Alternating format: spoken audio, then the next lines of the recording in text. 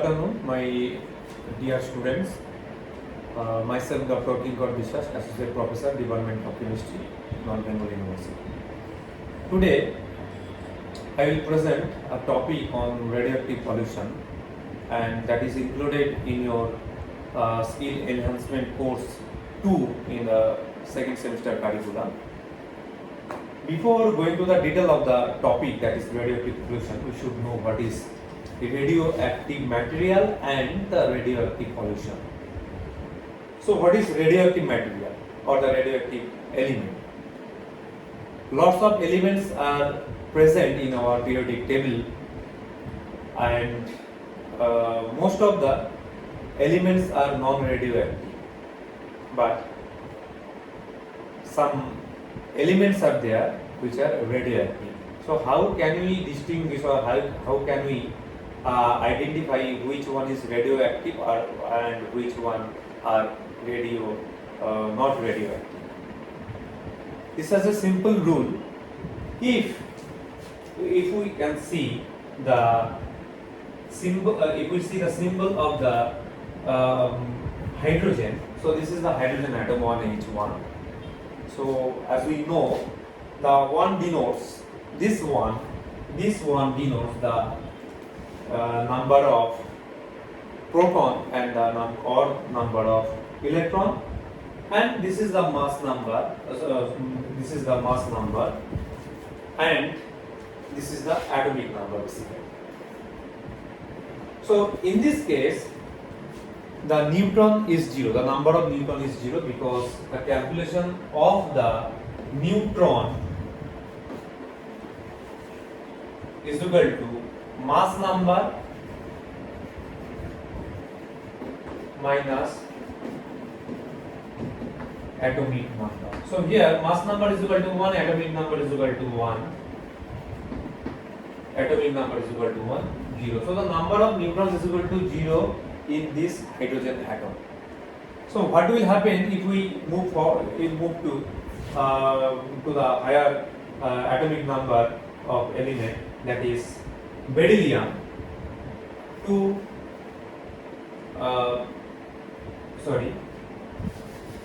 helium 2He4.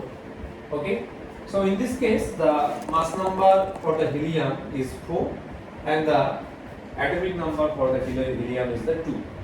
So if we calculate the number of neutron is equal to 4 minus 2 is equal to 2. So while we are calculating the number of neutron in each of the element of the periodic table, it has some logic. Why? What is the logic? Logic is to identify the radioactive element in a periodic table, we should know the ratio of neutron to proton. Okay? So as I have mentioned earlier, that the atomic number is the number of proton or the electron. Okay? And the value of neutron is equal to the if we subtract the number of electron or the proton from the mass number, so we get the value of neutron. Okay, so we should determine the N to P ratio.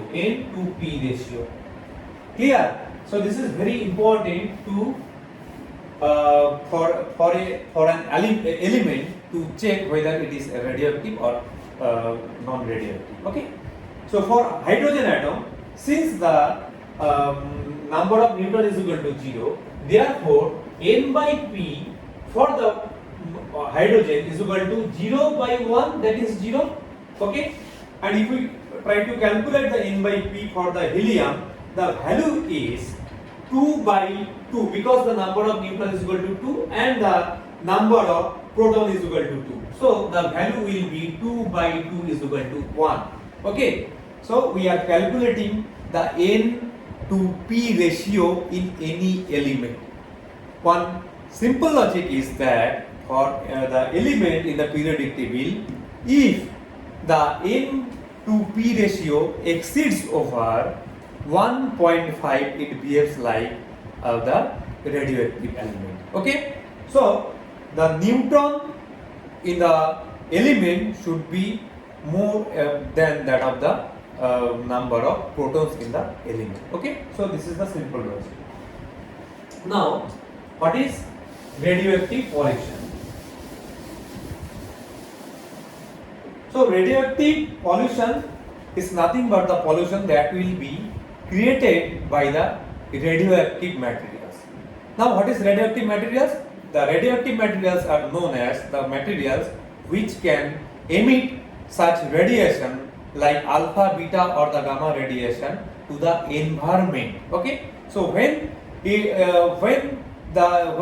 this material emits the radiation to the environment, basically that will expose our environment as well as our the living organism. Okay, that is why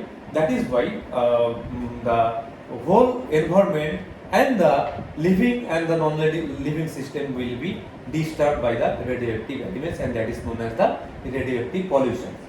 And the radioactive pollution is increased day by day after the invention of the artificial radioactivity. Second one is the invention of the nuclear weapons, and third one is the invention of the nuclear reactor for generating the current electricity. So these three important things are used for the human well-being, but this causes the damage.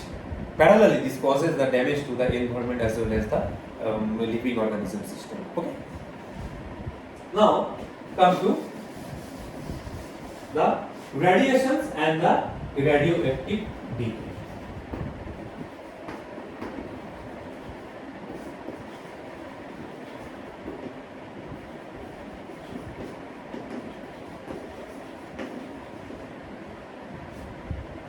So what is radiations? What is radiations of the radiations? Radiations are nothing but a type of energy, okay, that is transported through the atmosphere in the form of wave or electromagnetic wave, or it may be transported as a particle. Okay, the particle may be the neutral or it may be the electrically charged, and it is known as the radiations. Now these radiations are of two types. Okay, these radiations are of two types. One is the non-ionizing radiation, and another is the ionizing radiation.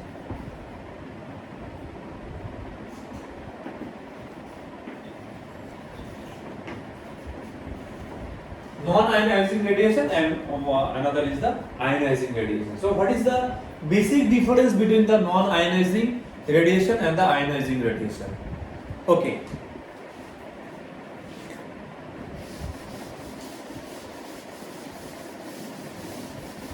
So first we move to the non-ionizing radiation. So before discussing the non-ionizing radiation, we should know about the electromagnetic radiation. This what is electromagnetic radiation? Electromagnetic radiation is nothing but a radiation that composed of two waves, that is electric vector and the magnetic vector, and that will be perpendicularly propagated. Okay, so it is known as the electromagnetic radiation. Now, if we see the segment of all the electromagnetic radiations according to their energy, so if this is the increasing energy,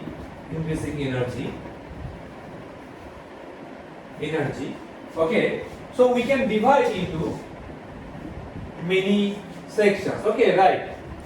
So the first one, this is radio wave, this is infrared wave, it is UV wave, okay, UV, followed by X-ray, gamma ray and cosmic ray, right?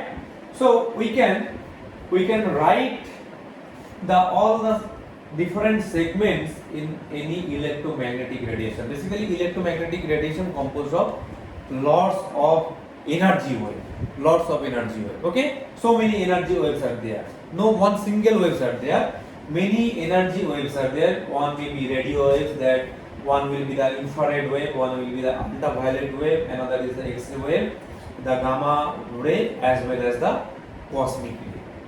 So why I am writing all the electromagnetic radiations and the waves region in this class? Because according to energy, the energy of the cosmic ray is more than that of all the waves that are present in this electromagnetic radiation section. Okay? That means if we see carefully the wave of the cosmic ray followed by gamma ray, followed by UV ray, followed by IR ray, followed by radio wave ray, so we can easily understand the nature of the wave of all the radio, infrared, UV, X-ray, gamma, as well as cosmic ray according to their wavelength. What is wavelength? Wavelength is basically the distance between the two crests, okay, of two waves, and this is known as the wavelength. So we can see this wavelength is very much longer. Okay, in this case the wavelength is very low. Okay, this wavelength is very short and this wavelength is very long. Now, according to the expression E is equal to hc by lambda, that means energy of any segment of the electromagnetic wave, we can easily determine on the basis of this expression, that is E is equal to hc by lambda. If the value of lambda is high, then the energy will be low. So, in case of radio wave, IR wave or UV wave, the lambda is higher than that of the lambda of X-ray, gamma ray, as well as cosmic ray. Since the lambda is higher for radio, IR and UV radiation, therefore the energy of those radiations are very, very low. Okay, and whereas in case of cosmic radiation, since the lambda is very short, therefore the energy of the cosmic ray is very high. Okay, so now why I am telling what is non-ionizing radiation? So non-ionizing radiations are the radiations, if we divide this in two sections means the first section that comprising radio, IR and UV radiation.